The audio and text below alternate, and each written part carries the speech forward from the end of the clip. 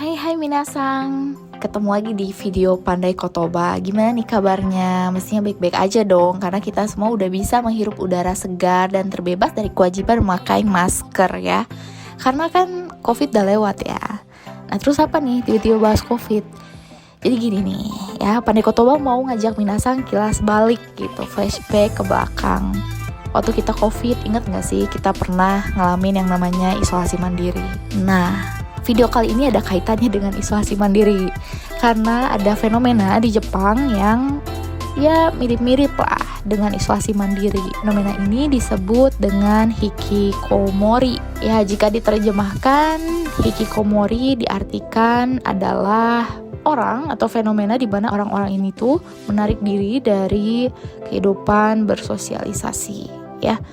Jadi mereka itu benar-benar menutup diri, diam di rumah atau di kamar dan gak keluar sama sekali.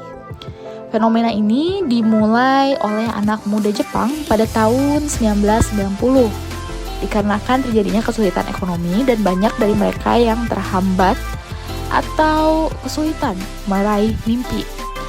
Nah, jadi daripada merasa malu dan tertekan, akhirnya banyak dari pemuda Jepang yang melakukan isolasi mandiri. Istilah hikikomori ini dicetuskan oleh Dr. Tamaki Saito. Ya, asalnya ini dari kata hiki yang artinya menarik, lalu komori yang artinya dalam. Ya, jadi maksudnya itu menutup diri dari dalam.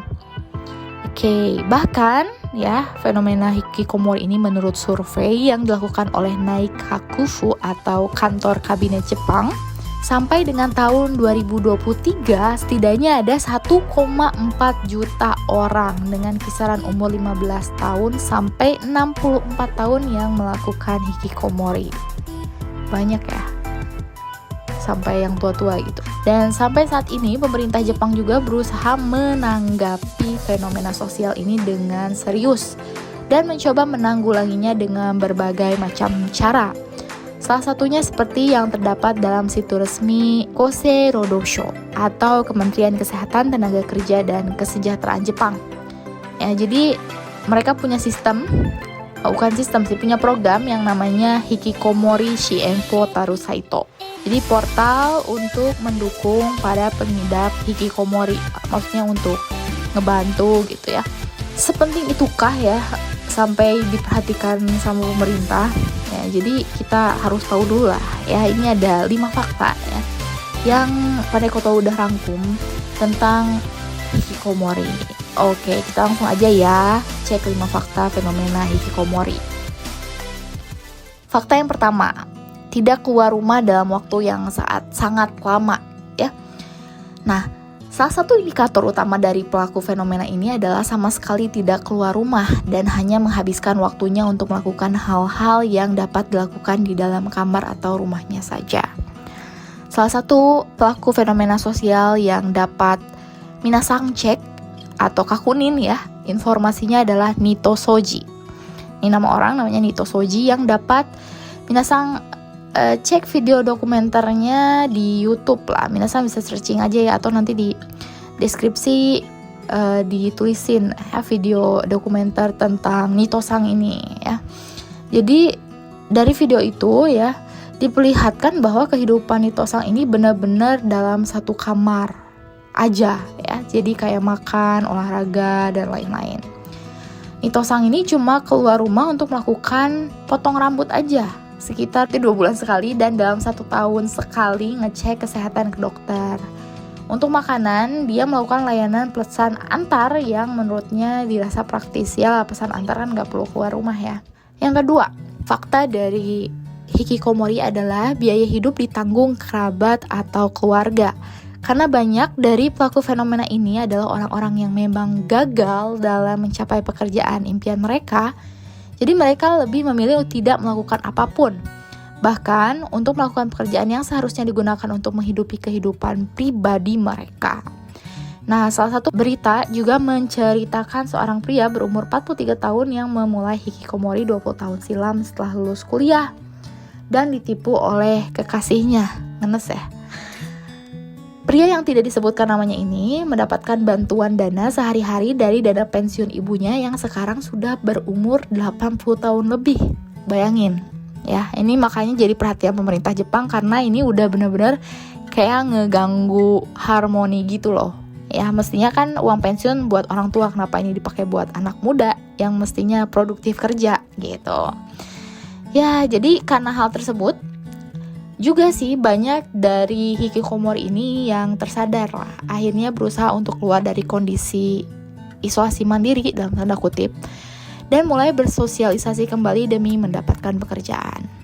Oke, berikutnya fakta yang ketiga ya. Jadi hikikomori ini bebas melakukan pekerjaan ya. Jadi mereka itu kebanyakan freelance ya. Walaupun mayoritas, tapi tidak semua dari pelaku hikikomori bergantung pada kerabat dan keluarganya saja dalam kebutuhan mereka sehari-hari. Jadi ada juga yang melakukan pekerjaan yang tidak terikat ya dengan perusahaan dan hanya melakukannya dengan sistem remote alias jarak jauh, sehingga mereka nggak perlu melakukan pekerjaan di luar dari kamar gitu. Nah, kembali ke cerita Nito-san yang tadi ya, meskipun kehidupannya tuh masih dibantu oleh bibinya, tapi dia juga melakukan beberapa pekerjaan freelance seperti membuat dojin dan membuat game secara pribadi, sehingga masih dapat pemasukan yang terbilang lumayan lah untuk bisa membantu kebutuhannya sehari-hari. Berikutnya ada fakta yang keempat ya, memutus hubungan dengan dunia luar. Seperti yang udah dikatakan tadi di awal, banyak dari pelaku fenomena ini melakukan hikikomori karena adanya rasa kecewa, malu, dan hilangnya rasa kepercayaan diri dari kehidupan bersosial sebelumnya. Karena Jepang itu sangat kuat dia dengan budaya diri sendiri yang mereka itu tidak ingin terlihat sangat berbeda atau terlihat sangat buruk di masyarakat. Intinya budaya malu lah ya. Jadi karena itu salah satu caranya adalah memutus hubungan dengan kerabat, teman, atau rekan kerja ya. Jadi memutus hubungan dengan dunia luar ini udah pasti akan dilakukan oleh para pelaku hikikomori. Biasanya dalam sehari-hari mereka hanya akan berselancar di internet untuk baca berita, menikmati hiburan, atau bahkan bermain game. Tidak menutup kemungkinan mereka juga belajar kemampuan-kemampuan baru seperti belajar bahasa lain atau keterampilan yang mereka inginkan gitu ya. Berikutnya fakta yang kelima yang terakhir. Merasa tertekan karena harapan orang-orang. Salah satu organisasi non-profit berlokasi di Tokyo bernama New Start yang berfokus untuk membantu pelaku hikikomori untuk bisa kembali hidup seperti sedia kala menyebutkan bahwa banyak dari pelaku hikikomori yang merasa gagal dan tertekan karena tidak dapat memenuhi harapan orang tua atau bahkan orang yang disayanginya. Tekanan ini membuat para pelaku hikikomori merasa tidak aman dan takut untuk berusaha agar seragam dengan orang lain karena faktanya masyarakat Jepang masih menganggap keseragaman dan tampilan luar ya dan reputasi yang menjadi hal yang dijunjung tinggi bagi orang Jepang gitu loh ya. Jadi ini tuh lebih kayak keperasaan ya, tadi kecewa, malu gitu ya. Makanya mereka menarik diri dari dunia luar gitu ya. Nah, itulah 5 fakta ya tentang hikikomori dan kenapa ini jadi fenomena sosial yang jadi perhatian pemerintah Jepang karena sudah mengganggu tatanan sosial ya, usia produktif. Jadi mestinya usia produktif tapi ini malah hikikomori gitu ya. Terus malah mengganggu uang pensiun orang tua kan, jadi udah mengganggu tatanan sistem sosial gitu ya minasang. Intinya secara garis besar fenomena ini ya karena trauma masa lalu yang terjadi dan hikikomori dirasa jadi efektif bagi para pelaku tersebut untuk mengobati luka masa lalu. Dan sampai saat ini banyak kasus dari para pelaku yang akhirnya sadar bahwa kondisi tersebut tidak baik dan mulai membuka diri kembali. Walaupun akhirnya mereka tetap kesulitan dengan memulai komunikasi dengan banyak orang. Tapi berkat adanya berbagai macam program dukungan dari berbagai organisasi termasuk pemerintah untuk pelaku hikikomori, ya fenomena sosial ini jadi bisa diatasi lah, dan bagi para pelaku juga bisa menghilangkan traumanya dan kembali dengan hidup normal gitu ya. Oke, sebelum kita beresin videonya ini ya, Pandai Kotoba kasih daftar kosakata ya.